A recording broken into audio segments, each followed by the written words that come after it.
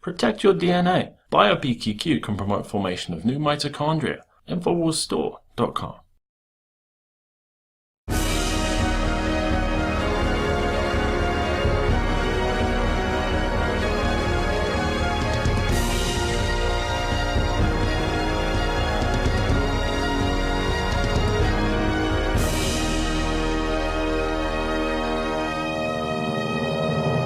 Welcome. It is Monday, February 27, 2012. I'm Aaron Dykes. Now, coming up later in the program, we have Mike Adams, who hosted the show today. He's got an exclusive interview he did right here on the Nightly News with Patricia Finn. She's a lawyer who's being threatened. They're trying to take away her bar status for protecting her clients who are refusing to vaccinate, and the state and everybody is basically demanding she give up her clients so they can find out who are the parents who refuse to vaccinate their children and why are they trying to stand up for themselves in a legal capacity. She's not backing down. Wait till you see that interview. I'm sure we're going to be hearing more from her. She is a fighter.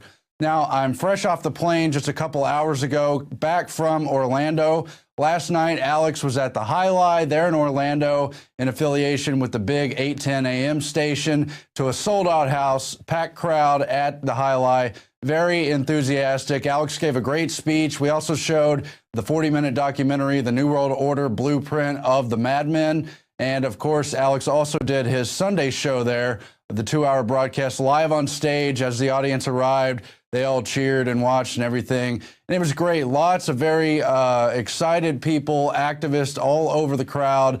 A lot of people very pumped up about liberty, ready to say no to this damn system. And I hope they're as excited about going out there and talking to other people, waking up new minds as they were about talking to Alex and the crew and all the other great patriots there in attendance. So that was exciting. On the flip side, travel is always its own telling event.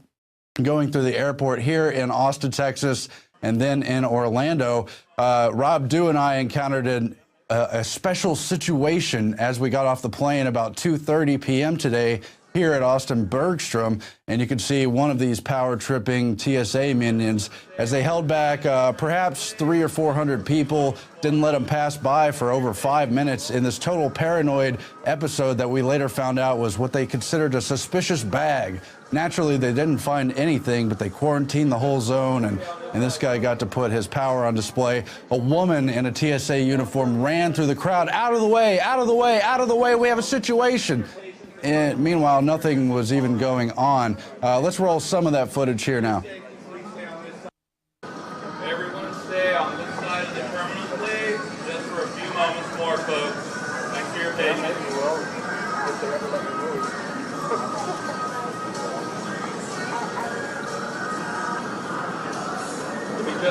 So Rob Dew is up here with the camera towards the front of the crowd. What you can't see is there's several hundred people behind him. They're not letting people pass through the main walkway or on the sides where they have the seats and the gates over there. Just total lockdown over this paranoia about the bag.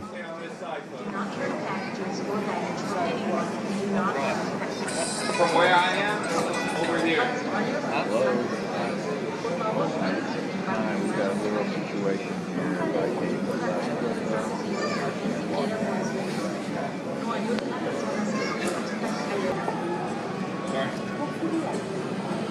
Situation at the checkpoint that we have to secure to make sure everything is safe before you proceed. So the safest place for you to be is on this side for right now. Makes no sense. Just a little bit of patience. I understand you have places to go, but let's make sure that you can Your safety's a joke. Pardon me? Your safety's a joke, man. That's your opinion. You're entitled to it. I have my own certain things.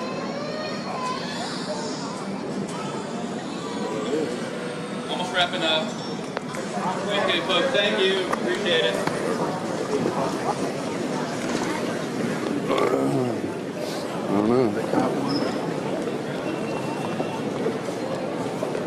Of course, nothing actually going on, just freaking out as Austin just put in body scanners, so it's kind of a new level. TSA in action. What a joke. And so, as I was pointing out, they just put in the body scanners now. It's a whole new wave of paranoia there. Everything's a situation now, and they got to lock down for control, but nothing tangible is even happening. Meanwhile, when something actually does happen, like the underwear bomber, turns out it was staged, turns out he was let on the plane, Every time I go through an airport, I always see them flagging handicapped people. Last time I came through Austin, it was a young guy on a cane, and they put him in the isolation box. Meanwhile, you've got all other sectors of travel and hospitality getting more suspicious all the time. You've seen the recent FBI Communities Against Terrorism paranoia flyers where everything, all kinds of activity is potentially terroristic, especially when it has to do with hotels or transportation or rental cars. I had another episode there. It's not caught on camera, but I'll tell you the story briefly. The woman at the rental car place there in Orlando demanded now to know where I was staying and where I was going to be with the car while I had it checked out. And I told her, frankly, it was none of her business. And she was so taken back, she asked me to repeat that twice. She literally didn't process it at first. And then she said, you know, no one has ever told me that in the entire time I've worked for this car company. No one has ever said that's not your business. Everyone apparently just gives up all manner of data as if it's their right to know all these things, as if they don't already have checks in place for things like stolen cars. And she finally admitted, yeah, that's right. It's not my business, but no one's ever bothered to even speak up about that. That's why we have to speak up, people. It does gradually have an effect. You may not see it immediately. Anyway, just a few little anecdotes from our travel and a great event again in Orlando. Alex speaking, of course, well over an hour and a half, very enthusiastic crowd. Turning now to the news, FEMA puts out a contract for emergency camps to house displaced citizens. That's Paul Joseph Watson. And this, again, is just a greater continuation of other reports we've seen recently, including back in December when memos were leaked, also calling for contractors at camps to be ready to house and staff them within 72 hours in all sectors and capacities. The Federal Emergency Management Agency is looking for contractors to construct temporary emergency camps inside the United States, which can be ready for occupancy within a 72-hour time period and used to house emergency responders as well as displaced citizens. The National Responder Support Camp contract, which was posted on the Federal Business Opportunities website, calls on contractors to provide all necessary supervision, professional staff, labor support, material, supplies, et cetera, within 72 hours, rather, and it would be used to shelter, quote, displaced citizens. And so, again, for well over a decade and a half, you've seen these emergency plans through all the different areas, all the way back to Rex 84, where they're planning for displaced citizens, a mass influx of immigrants. But it always turns out it's just a takeover drill where they suspend the Constitution, put in martial law, and there's a chain of continuity of government command.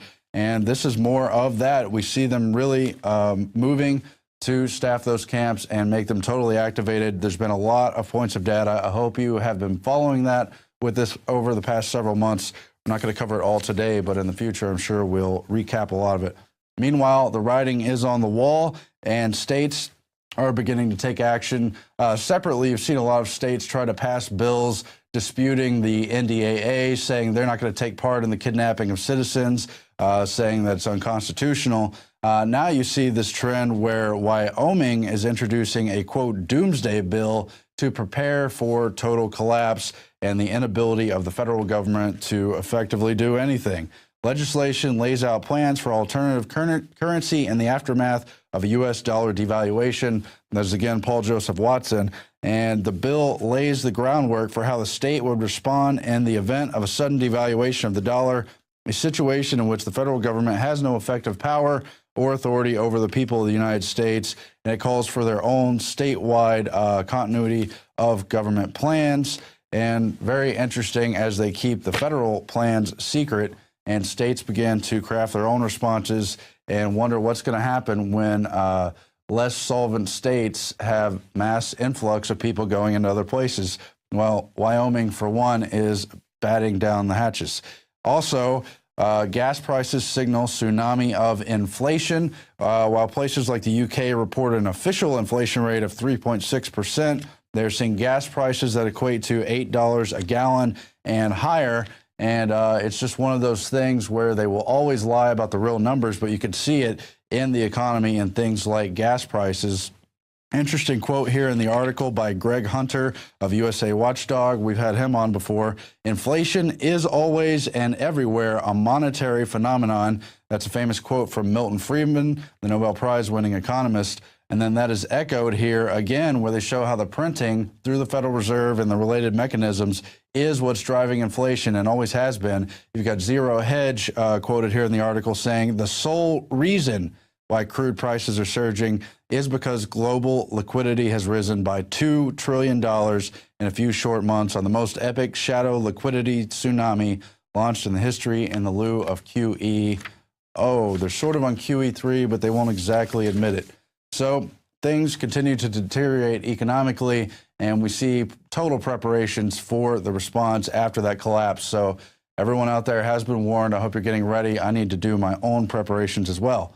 Turning to health news, naturalnews.com writer Jonathan Benson reports on the Harvard study citing how pasteurized milk from industrial dairies is linked to cancer.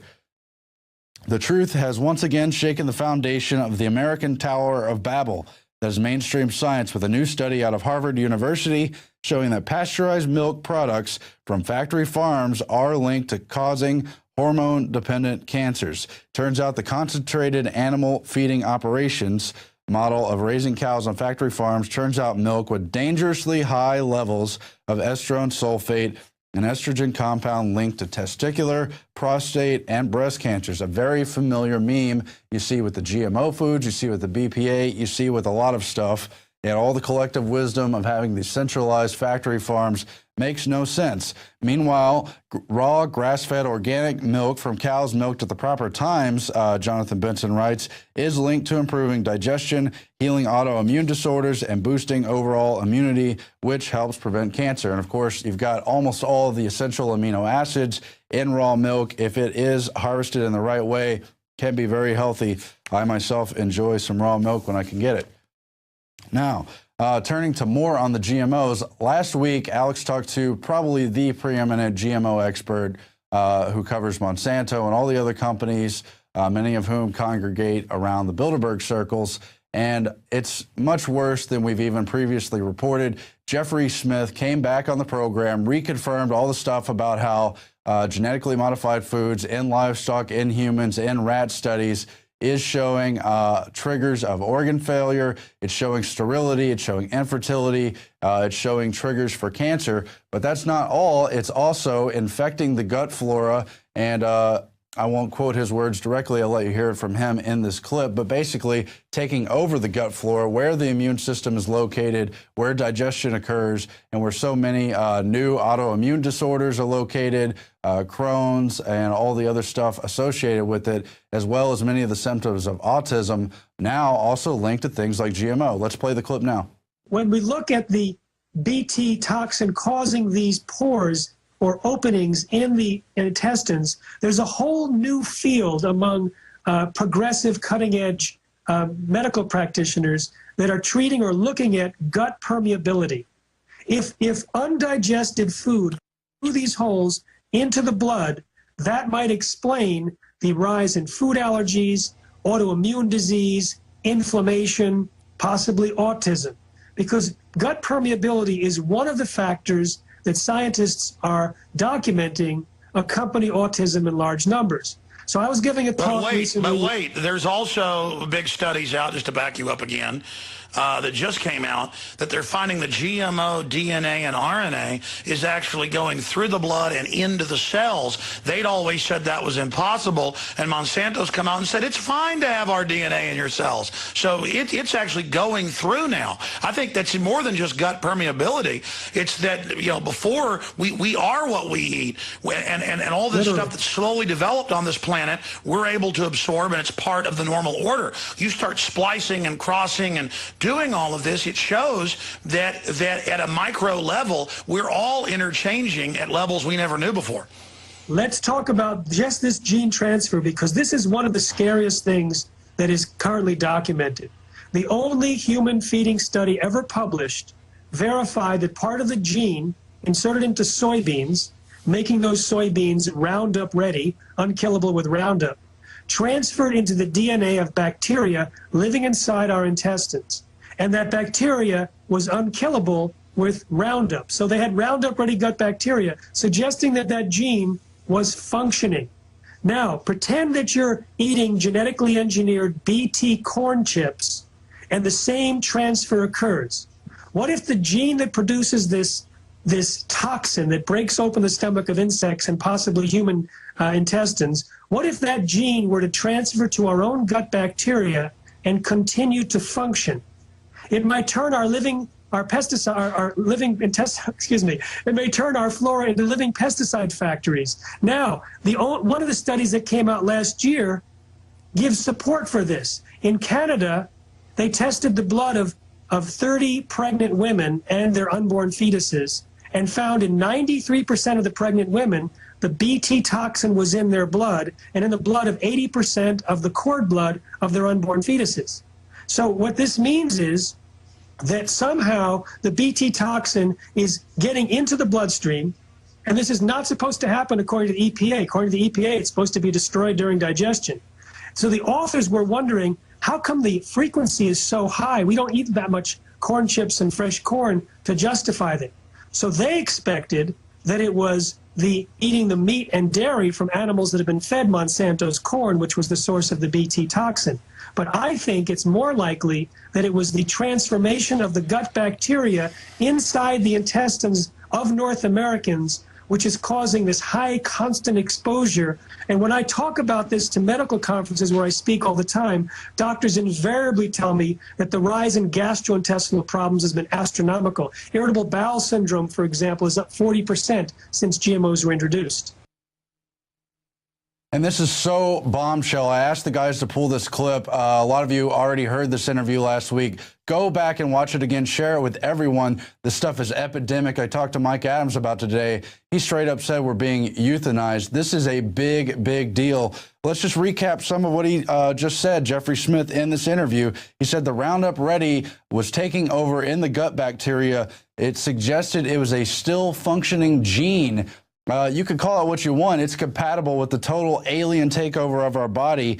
And he commented that it appears our flora are becoming a living pesticide factory inside the womb. What is that going to do to us? It's not just the 90% of corn, the 90% of soy, and the other crops. As he pointed out, it's the animals eating this stuff that we then eat. Goes totally through the food chain. Meanwhile, the actual pesticides and the genes in there appear to be functioning, permeating the gut bacteria. This is huge. People need to look more and more into this. And then Alex brought up later in the interview how we had also come across the Bill Gates Foundation doing a lot of research on the gut flora in connection with vaccines. Now, that's very interesting because Bill Gates has come out, way out, called people like Dr. Andrew Wakefield a fraud for investigating the connection between vaccines and autism, for investigating autistic children and finding this pattern of abuse in the actual gut flora of the body. Again, an entirely critical center of the body, 10 times more cell in that digestive tract area than in the whole rest of the body. It is crucial we all begin looking at this. And the idea that there's a connection not only between certain types of vaccines, at least alleged and investigated, as well as the genetically modified foods, really continues to tie back to Bill and Melinda Gates Foundation, because they're the #1 people monetarily and ideologically pushing both vaccines and GMO across the world, forcing them on everyone. And ever since 2009, investigating gut flora phenomenons and the inability of vaccines to work in the third world with children who have kind of underdeveloped immune systems and the rest of it has been a major priority. It was named one of their top grand challenges. You can go back and read the grants. I'll read you just a couple headlines now so you have a point of reference and you can find this stuff for yourself. We all have to do more research on this. This isn't going to go away. It's going to be a problem. Now, you've got NBC 29 in March 25th of 2011. UVA receives $14.7 million grant from the Gates Foundation to investigate children whose bodies reject the protection they desperately need from diseases that comes in the form of vaccine, and goes on to discuss how they will measure the role of the intestinal bacterial flora or microbiome and the impact of intestinal damage in response to vaccines. Canadian researchers win Gates grants from some weird science. That's in the Globe and Mail. And talks about numerous projects they're investigating, including one on the gut flora. Dina Gibson and Sanjoy Ghosh of the University of British Columbia seek to determine whether improving a pregnant woman's diet ensures her baby has a healthy microflora in its gut to protect it from diseases later in life. Again, you've got to read between the lines. Why are we having this gut flora phenomenon? And they're doing all this research. They're not going to tell you anything other than that they're good people trying to help everyone, but we must read between the lines. Now you've got Gates Foundation's new grant for biomarkers of gastrointestinal gut function and health. You've got The Hidden Epidemic Destroying Your Gut Flora by Dr. Mercola, and a whole lot more. There were dozens and dozens of grants that they gave out in regard to vaccine and gut flora investigation, and they also push GMOs like no one else. Their idea is to genetically modify the Plasmodium beargal parasite so it will activate and teach the human immune system to fight malaria parasite. In another article, Gates Foundation awarded to scientists in Portugal for their innovative research in malaria, and again brings up the risk of vaccine itself in inducing malaria and other ideas about the immune system and the gut flora. So they're into that. That's a fact. It's on record. Look it up for yourself. Do your own coverage. I can't really do it justice. Meanwhile, GMOs are being pushed on the whole world. Our great researcher, Marcos, who also does a lot of the graphics, dug this out from a couple years ago, mutant seeds for Mesopotamia, how there's a totally corporate new non-constitution for Iraq and the occupation there known as the 100 Orders. And it out is for corporate dominance of Iraq. I'm sure they're doing this in other countries as well, just as they do through the IMF and other entities. It has things like tax-free remittance for all corporate profits and other laws to ensure that foreign contractors and private security firms have immunity from Iraq's laws. That's just a few pieces from the 100 Orders. But the worst of all, back to one of the most blatant orders of all, Order 81. Under this mandate, Iraq's commercial farmers must now buy, quote, registered seeds. They're normally imported by Monsanto, Cargill, and the Worldwide Wheat Company. Unfortunately, these registered seeds are terminator seeds, meaning sterile. Imagine if the human men were all infertile, and in order to reproduce, women needed to buy sperm cells at the sperm bank. In agricultural terms, terminator seeds represent the same kind of sterility. And it goes on to discuss how there's the whole history of Mesopotamia, a minimum of 4,000 years of seed trading and just organically developing the different varieties of crops there. How it even really goes back 8,000 years BC in that cradle, the Fertile Crescent, and all of that stuff. And how, well, now some genius company is just going to force all these mono-variety seeds on Iraq, and that the farmers will have to buy it. It's going to devastate their agriculture just as it has in India, as is currently underway in Africa, as it's happening in South America, as it's happening in North America. And Europe has fought back, but it's happening there too. And why not? Because you got articles like the one we covered a couple weeks ago in the New York Times, where We the People is losing appeal with people around the world. And basically how the Constitution and Bill of Rights are somehow not good enough anymore, trying to sell people on the idea of their own enslavement as they bring to full bore into the light the corporate governance system under the world government. And again, it's not just the United Nations. That's one organ of this larger world government. You've got these major foundations. Used to be the Rockefeller Foundation was number one. Increasingly, the Gates Foundation is becoming the number one foundation, even though it's totally interlocked with the Rockefeller Foundation. And they drive this global governance. They make recommendations to governments around the world at the national level. They implement policies at the global level, and they privately fund things they can't get done through government. So they have incredible influence. It's very scary the way they're changing this world. We all have to wake up to this, and now's the time to fight back, if ever. Turning now to our daily quote, and of course we're coming back with that crucial interview with Mike Adams, with the lawyer who is protecting her clients as they try to come after parents who refuse to vaccinate. That is Patricia Finn. That's coming up just after the break. Turn now to our daily quote. Competition is a great thing. No, competition's a sin. That's John D. Rockefeller, as they began the super vertical, horizontal, global integration of all business and industry under the larger Illuminati bloodline type families who had already seized a lot of control in the Anglo world, and it went supernova under the Rockefellers and all the things they did through their so-called charitable work. But guess what? Philanthropy is not charity, and they really don't want competition. That should be a message to everyone. Thanks for watching, and Mike Adams coming up with that hard-hitting interview, and we'll have more for you tomorrow. Thanks.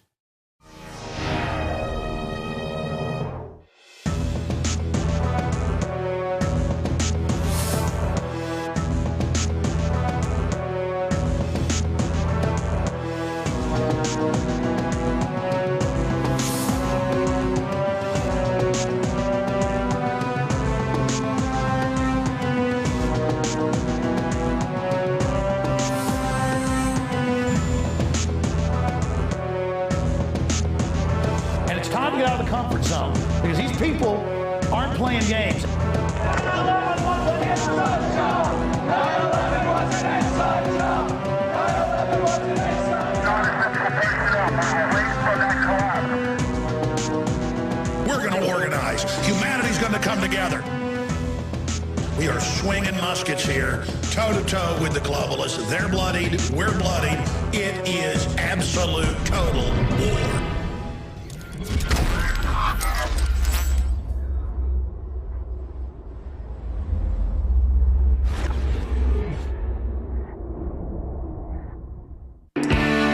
Signing these evil 1776 flags. Doesn't get any more out of control than that, ladies and gentlemen. It's pretty un-American what we're doing here at Infowars.com. I mean, not only are we promoting liberty, but we're selling 1776 flags. Now that is Al-Qaeda.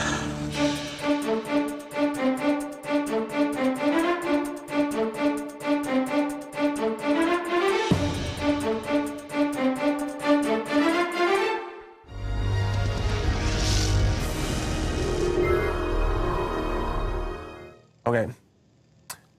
Continuing with Infowars Nightly News, this is Mike Adams, the Health Ranger, jumping in to interview Patty Finn. She is an attorney who is being, you might say, terrorized, certainly suppressed, because she represents parents who are trying to defend parental freedom when it comes to the vaccination issue.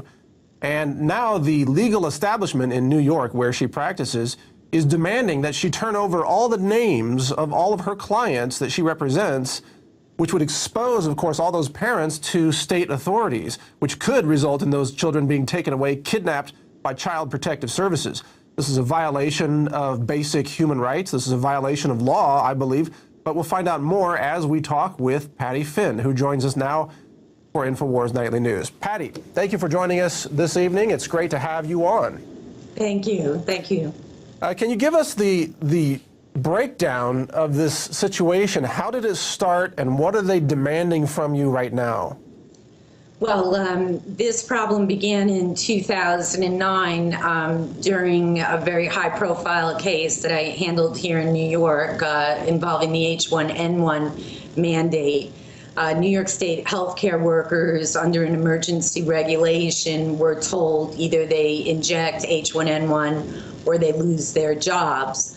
I was a pretty unknown attorney at that time, and being here in New York and, media frenzy, etc., I, became somewhat of a media figure on this subject. At that time, I had 2 complaints filed against me by clients, and a doctor, a pediatrician here in New York, filed a complaint against me when I had written to him to advise him that parents don't have to get vaccines, that in New York you can get a statutory exemption.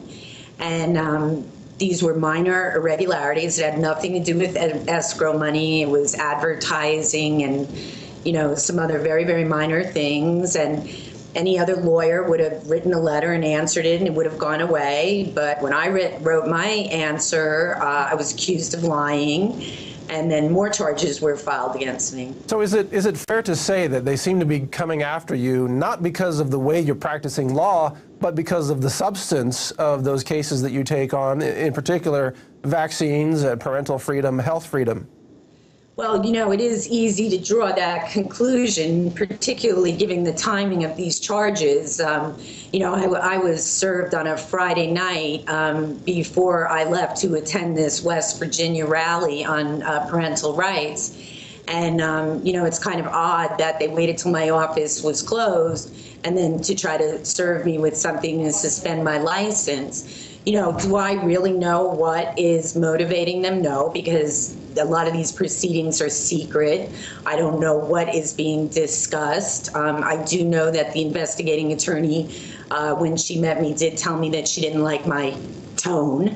And the only tone that I'm sure she was aware of was that in the media with the H1N1 and perhaps something that I had written.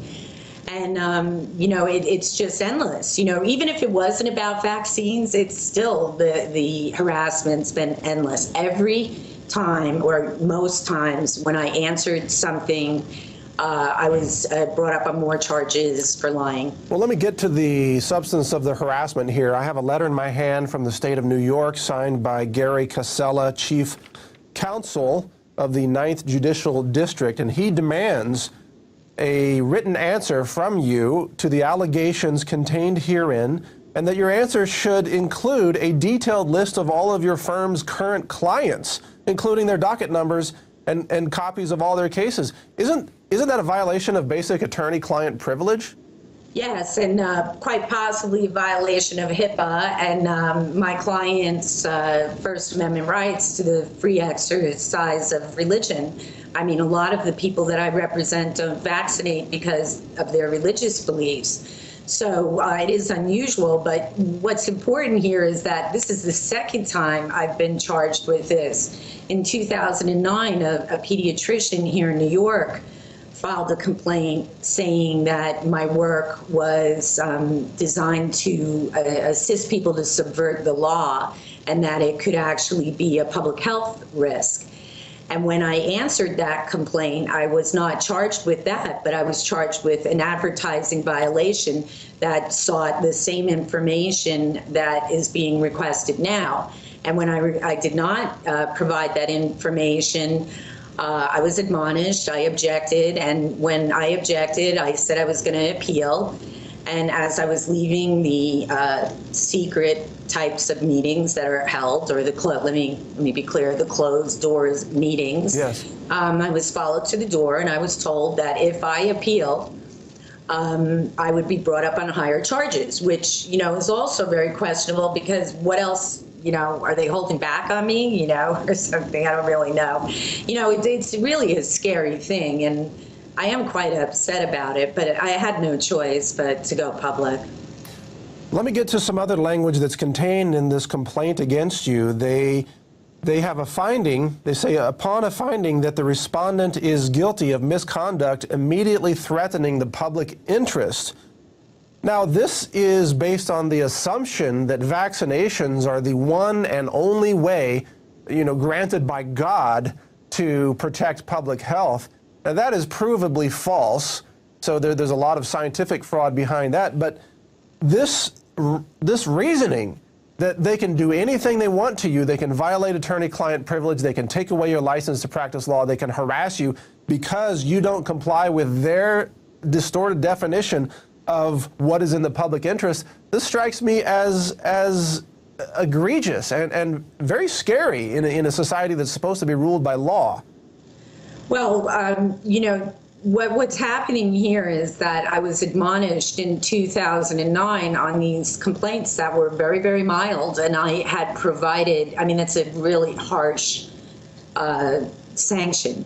And I provided evidence to the contrary to basically all of the allegations, you know, and so they found me liable of violating these ethical codes. I chose not to appeal them because I was afraid. And now the harassment continued, and I brought another lawsuit to try to stop the harassment because One of the complaints was time barred by the statute of limitations. You don't have to go to law school to know about. Any parent with autism knows about the statute of limitations. And because I, an attorney, filed a lawsuit to protect my rights regarding a decision that was incorrect, I'm now being charged with violating yet another admonishment. So it's a constant snowballing, and it's starting to get twisted and perverted. And, and of course, people are so quick to judge attorneys in particular, and they're very harsh. But, I'm quite clear that I've done absolutely nothing wrong. And if I did do something wrong, it was exceptionally minor. And it's just this snowballing effect and harassment and intimidation. Well, Patty, it seems that this judicial district has taken the position that anything that big government says is correct for public health, that if you defend someone to opt out of that, then you're evil. So if the government said that all children should be bloodletted, that you should take half a pint of blood from your child every evening because that's great for their health, and you defended parents to say maybe we shouldn't take blood from our children, you would be harassed for the same thing we're seeing here because the government says bloodletting is good for children. I mean, there's no sense to it. Well, as I had stated previously, I don't know what is in the minds of those individuals reviewing my record and picking apart my life and my practice. I do know that these charges against me were bogus and ridiculous. And I know that when I defended them, the evidence I provided was overlooked. When I wanted to appeal, I was harassed. Then I filed a lawsuit finally to stop the harassment, and now I'm being charged with violating the underlying admonishments. The issue, though, I think that is scary here is that the advertising claim, my activity on the internet is obviously being monitored. Right. Because someone from the Grievance Committee went to my website, found this statement, and is now trying to charge me with making the statement 3 years ago. 3 years ago, I wouldn't give up the kids' names, and I'm not giving them up now. And I don't know why they're harassing me, other than I do know that they told me they don't like my tone. And I find that, I have a right of speech. I have a right of inflection in my speech. Well, let's talk about what can the viewing public, the Infowars fans out there, do to help support your cause here? Is there a website they can go to? Is there a letter they can write to someone? What kind of action can help support you? Well, that's interesting. I would ask that, people do go to my wall, Patricia Finn Attorney, and, kind of stay close. Is that a .com, Patricia Finn Attorney? No, on Facebook. You can go to Facebook. Patricia Finn Attorney. And that would, you can certainly watch what's being posted and what's being said. As for writing letters on my behalf, I don't, as an officer of the court, would not encourage anybody to deluge the court or the grievance committee with letters, although people are free to do whatever they want. And I was certainly free to take this to the press. I don't think any lawyer probably that I know of has ever done something like this. But Mike, I have to tell you, practicing law is a joke. I make absolutely no money whatsoever, and they want to now come and take my license from me. You know what? They can have it. The work that I've done, so much of it is pro bono. They make me look like I'm some fat cat here taking advantage of people, and it's completely not true. I have lawyers working for me. They haven't been paid in months, and we still come to work, and the harassment is endless. Well, we know they will twist reality to tell their narrative, their false narrative, in whatever way they want. In fact, I would say that you're being victimized as part of what we call the Wakefield effect, referring to Dr. Andrew Wakefield, who had his medical license stripped away when he began to really ask scientific questions about the links between vaccines and the health effects in children. And then others have said, well, there's a link between vaccines and autism, for example. Now, it wasn't Wakefield who actually said that, but then he is smeared in the media as saying that Wakefield said vaccines cause autism, and they use that disinformation, completely lying about him, to take away his license. It looks like they're attempting to do similar things to you. It's endless, the harassment. I've been accused of lying over and over again. I was accused of ducking the FedEx guy when a package was supposedly delivered here. When I said I was out of town, I was actually in West Virginia. I had to provide airline tickets showing where I was. I had to provide a floor plan to show where I sit in relation to the door. Because I was accused of being here when the FedEx man came. I mean, it's just ridiculous, and if it was any other attorney that fell in the line or was part of the old boy network, my explanations that I provided would have solved this matter. And they weren't. It's so outrageous. I have no choice. I don't care anymore. I do care about the children. And if I have to lose my license to elevate this issue, then that's my destiny. I mean, I don't think I will, because, I'm hoping that I'm going to get in front of a judge that's finally going to take a look at this and say, hey, what the heck is going on? Right. You'll have plenty of support, by the way. I'm sorry. I'm saying you'll have plenty of support in the alternative media, the real media, like Infowars Nightly News. That's where the real news gets reported. You can't expect a fair coverage in the hoax prostitute press, or the prostitutes, as we sometimes say out there. Just like Wakefield did not get a fair shake out there. Any final thoughts in closing? Yes, on Dr. Wakefield, I watched in horror as he was picked apart, and it was awful what happened to him. And I can tell you that I'm going through exactly the same thing. I'm a good woman. I'm a moral woman. I work hard. I've helped thousands of people with their rights to avoid vaccinations, and I'm being barred admission to the Supreme Court because I'm accused of not stamping an envelope with the words attorney advertising when it wasn't even, in my opinion, an advertisement. It was a letter to a doctor. So well, it also strikes me as odd that the highest attorney in our nation, Attorney Attorney General Eric Holder, he's involved in running guns into Mexico, illegal firearms crossing the border as part of really a false flag scheme to blame the Second Amendment. I mean, you've got high-level attorneys throughout Washington who are committing crimes, who are pedophiles, who are raping children, who are violating the Constitution and the Bill of Rights, who are taking bribery money, who are just violating every ethical standard of practicing law, and then they come after you for this? I'm a housewife from New York, It's incredible. It is incredible, and I'm done. Gloves are off, and I'm going to go to the appellate division, and I'm going to get in front of a judge, and I'm going to show him what I have been subjected to because, I faxed the letter instead of mailing it, or I didn't write attorney advertising on an envelope. It's ridiculous. I cannot argue these cases in the Supreme Court of the United States because of this harassment. And that's really what has brought me to the media. I'm done. I am the one that I should be bringing this case before the court. And yes. I will indeed. Well, please continue to speak out. We love your attitude, Patricia. We want to wish you our love and our support in your endeavor to speak the truth and stand up for these children who are being harmed by vaccines, or at least we should say that the parents should have the right to choose whether they wish to expose their children to these vaccines, many of which are linked to seizures and some linked to death. So, you are really an American hero, and I appreciate what you're doing. Thank you so much. Thank you, Patricia. Good to have you on Infowars Nightly News. All right, folks, that was the interview with Patricia Finn. Check out her Facebook page at Patricia Finn Attorney, and stay in touch with her activities. We'll be covering her continued coverage here on Infowars.com. Perhaps Alex will talk to her down the road. We'll let him decide. But this is a very important story, so stay tuned in on what the outcome is. We will continue to fight for her free speech rights and the right to represent parents who are trying to protect their children from the dangers of vaccines. Thank you.